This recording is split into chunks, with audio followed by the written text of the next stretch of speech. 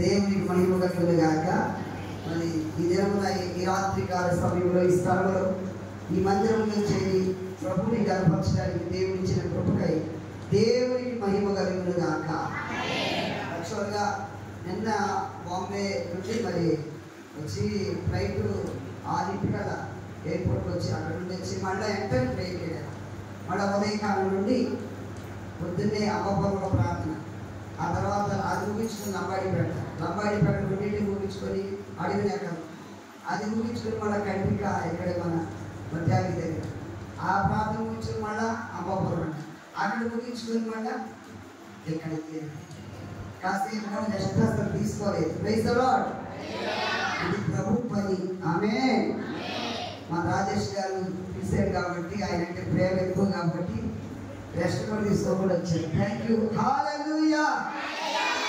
మంచిది. చర్చి ఆమస్త్రే కాబట్టి ఆయన కృతజ్ఞతాస్తుతులు చెల్లించారు. అయితే చదువు వాక్యంలో 84వ కీర్తన కోరాహు ప్రశ్నించిన కీర్తన. ఇందులో ఇప్పుడు చదవండి. ఇలా చదివారు కదా, మొదటి నుండి సైన్యములకు అధిపతి వరకు యెహోవా నీ నివాసములు ఎంత రమ్యములు, యెహోవా మందిర ఆవరణలను చూడవలెనని ప్రార్థన.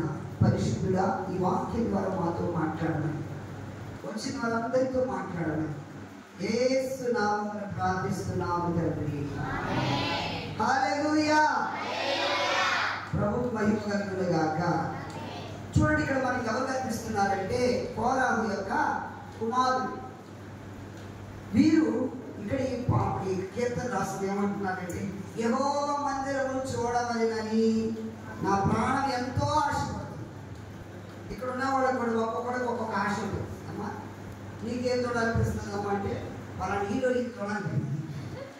Praise the lord. ఒక్కొక్కడు కదిలితే ఒక్కొక్కడు ఆ ప్రార్థన చెప్తే ఆయనకు ఒక హీరో నచ్చుతాడు, హల్లెలూయా.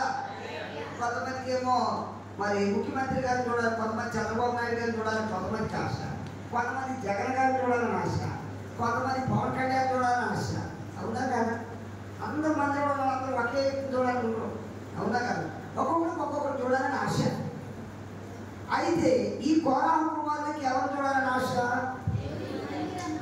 నాకేమో ఈరోజు రాజేష్ గారిని చూడాలని ఆశ. Praise the Lord. హల్లెలూయా. మా సంఘస్థులేమో అయ్యగారు ఎప్పుడు వస్తారు, అయ్యగారిని చూడాలని వాళ్ళ ఆశ. కానీ ఇప్పుడు కోరాహు కుమారుల ఆశ ఏంటంటే దేవుని మందిరమును చూడవలెనని ఆశ. గట్టిగా చప్పుడు కూడా ఈరోజు ఆశ కూడా ఈ కోరాహు కుమారులు దేవుని మందిరంలో ద్వారపాలకులుగా ఉన్నారు. యాక్చువల్గా కోరాహు యొక్క కుమారుడు, కోరాహు ఏమో దుర్మార్గుడు. కోరాహు అభిరాము దాతాను ప్రతి కొట్టగా భూమి నిలబడి చెడిపోయారు. ఎందుకో తెలుసా?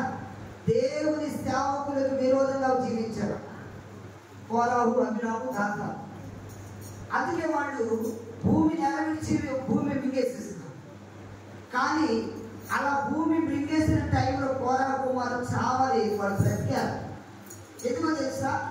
వాడు దేవునికి నమ్మకంగా ఉండాలి. దేవుడు అంటే ఆశ కలిగిన వారు. ప్రభువు మహిమ కలుగును గాక. నీ ఆశ ఏంటమ్మా? మనందరి ఆశ ఒకటి, పరలోకాన్ని చూడాలని. ఆమేన్. హల్లెలూయా. ఇప్పుడు ఇక్కడ ఉన్నాడు అందరూ గుర్తుందా లేదా? పరలోకం చూడాలందా లేదా? కొంతమంది అని అడిగేస్తాం. హల్లెలూయా. ఆశ ఏంటి? ఆయన చూడాలి. ప్రభువు మహిమ కలుగును గాక. ఆశ గల ప్రాణాన్ని వేసే తృప్తి పరచును గాక. నమ్మితే గట్టిగా చెప్పడం కూడా దేవుని మహిమపరచు. ఇక దేవుని బిడ్డలారా చూడండి ఏమంటున్నాడు? జీవము గల దేవుని దర్శించుకున్న నా హృదయమును నా శరీరమును ఆనంద కేకలు వేయించదు. అంటే ఎవరైతే ఆయనను చూడాలని